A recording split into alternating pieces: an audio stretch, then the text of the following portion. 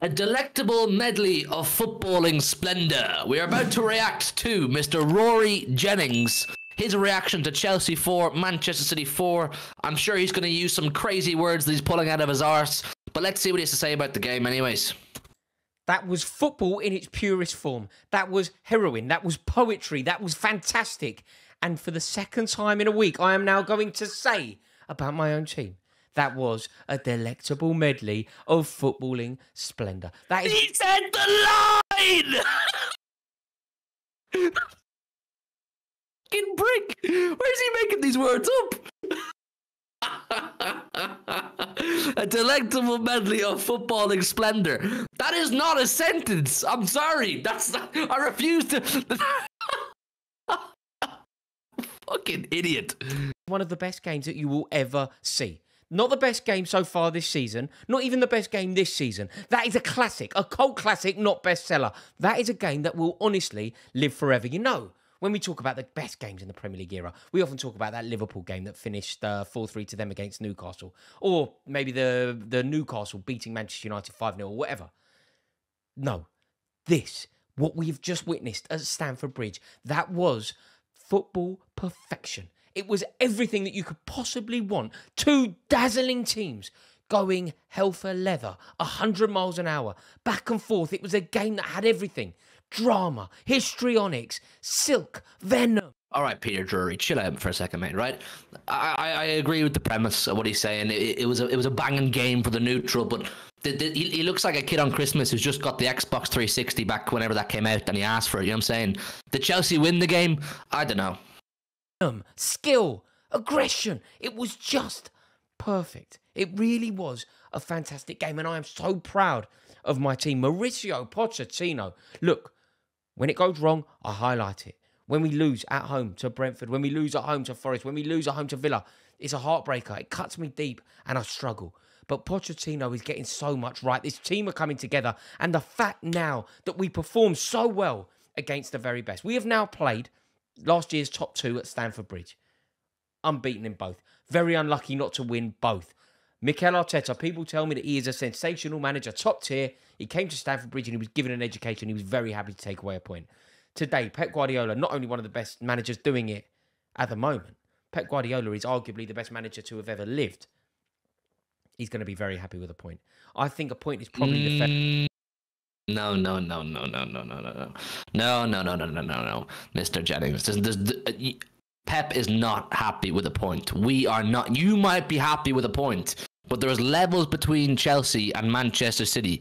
Yes, you scored 4 goals. Yes, you got a point. That's great if you're happy, but we are not happy. We were there to win the game. We had an off day. City had an off day. You had a good day, and you got a point. Result, but I'm gutted because I thought we could have won it. I honestly thought we could have won it. Do you know what cut me so deep? You know when Rodri scored that goal in off Thiago Silva's toe? It was a heartbreaker.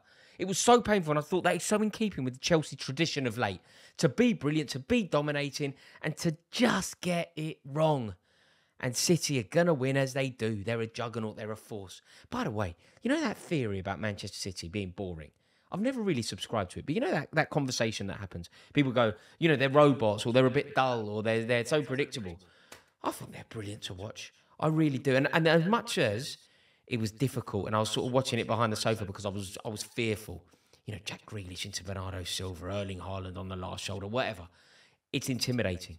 But aren't they beautiful to watch? There was a turn from Bernardo Silva, and Bernardo Silva kept drifting over with Jack Grealish over to the same side, doubling up. They are masterful. They really are. They are a sensational team, and I take my hat off to them. Rory, I'd take my hat off to you if I had one as well. Fair play, giving City their praise. You know what? Maybe I'm being harsh on Rory. Maybe I was being a bit mean early doors. Should I apologise? No, I'm not going to apologise. But, you know, he's giving our credit where it's due. He's happy. I get it. He's buzzing. Chelsea got a point where they thought they were going to lose. You know, live and let live. I should probably. You know what? I'm sorry. I'm sorry. I'm sorry. Continue, but don't ruin it for yourself.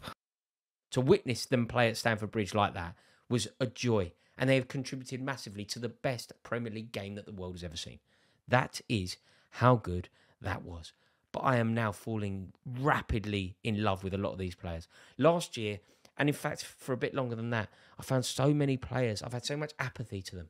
Like, I couldn't love Timo Werner. Some Chelsea fans did, but I couldn't love him. I couldn't love Kai Havertz. He scored a winner for us in a European Cup final. I still couldn't love the geezer. Just average, so average. But my God, I love Seems everyone's struggling to love Kai Havertz these days. Sterling, my God, I love Cole Palmer. They are just sensational. And those three in particular, as a... You know what? What's kind of weird?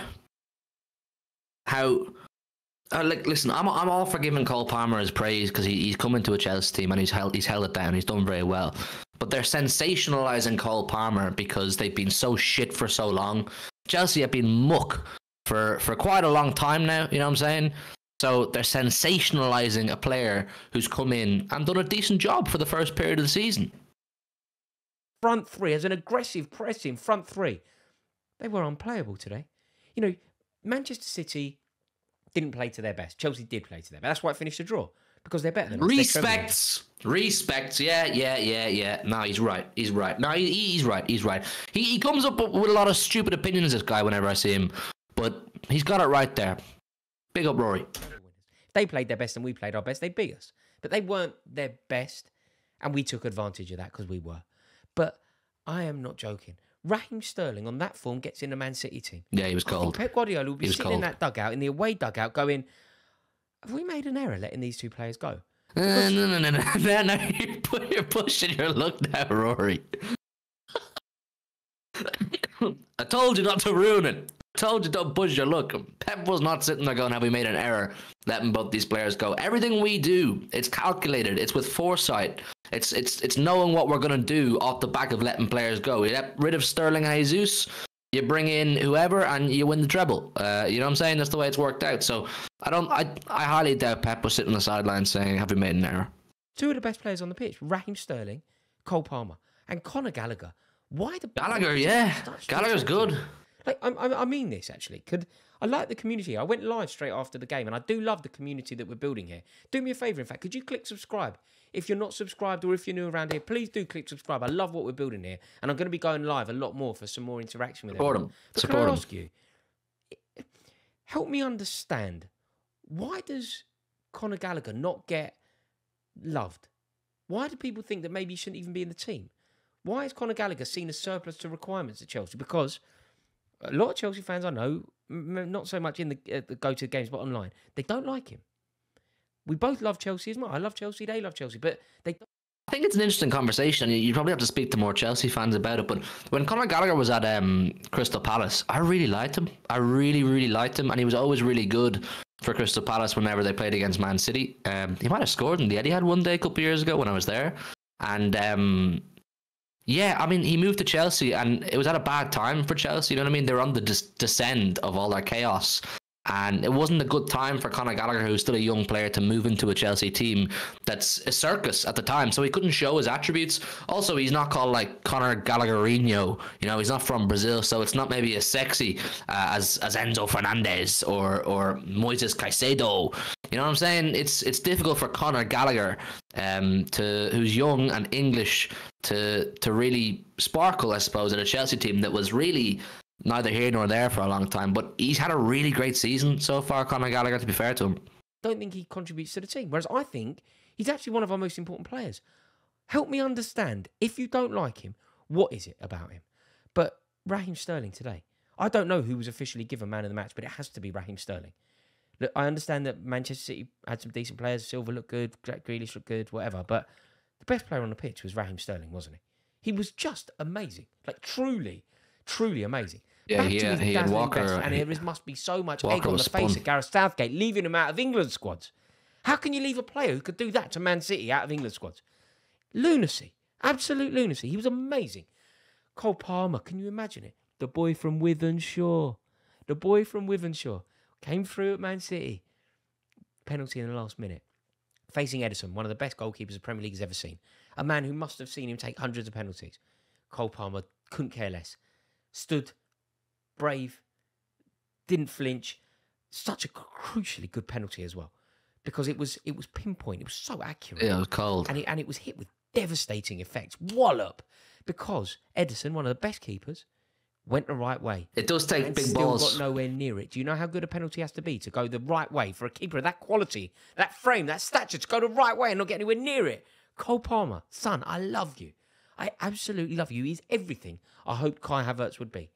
Kai Havertz and him, they're similar, comparable at least. Cole Palmer is undoubtedly the best signing of the Bowley era. Undoubtedly. And how lucky they got. Because he was their third choice.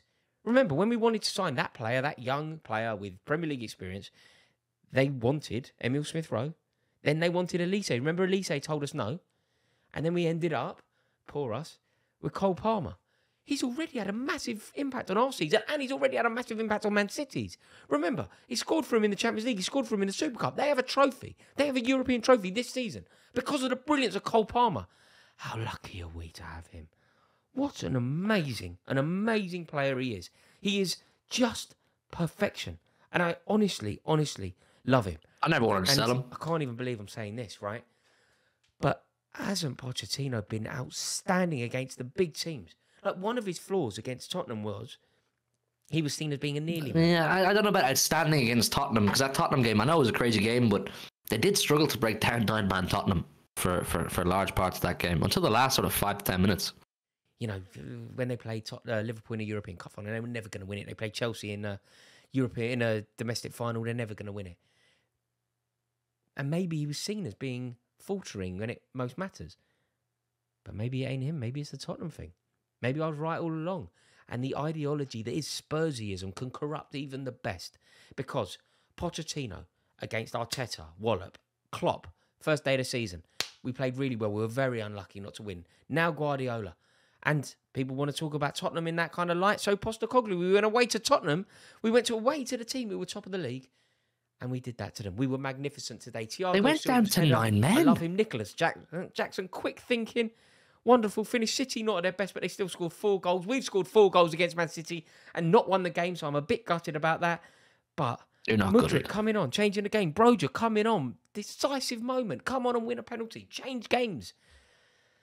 This is unbelievable. I feel so good. I'm so happy. And I would like to say thank you so much to Pochettino, to Raheem Sterling, to Cole Palmer, and to Conor Gallagher. I mean, as well as others. But I thought that those boys absolutely shone. What a day. And do you know what? I'm going to leave you with this thought. Listen to this. This is a guarantee. By Christmas Day, on Christmas Day, Chelsea will be ahead of Tottenham in the Premier League table. Guarantee. Wow. Don't tell expressions. Guarantee. Buzzing. Thanks for watching. Let me know your thoughts in the comments below, by the way. Right, enough of that. Chelsea to be Chelsea to be ahead of Tottenham in the Premier League by Christmas Day. It's not a bold statement, is it? Because Chelsea are they found a bit of form, and Tottenham of injuries and red card or suspensions and that kind of thing. But my takeaway from this video is he thinks Chelsea won the game. He thinks Chelsea won the game, but it's interesting. It's interesting. Listen, leave a like, please, if you would. Massively help. Subscribe if you're new around here, and leave comments down below if there's something else you want me to react to. I'll see you in a bit.